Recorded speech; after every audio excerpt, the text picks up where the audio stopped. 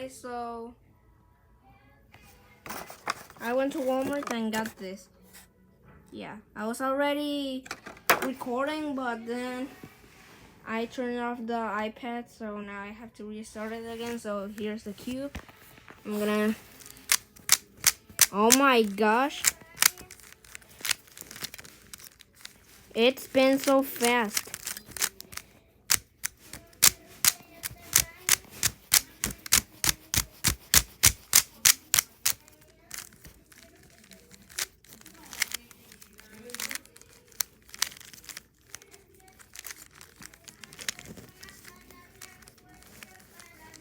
Oh wait.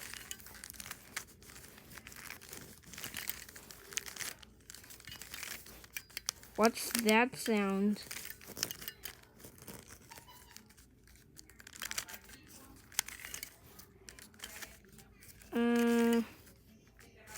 Okay, I think I might have messed up.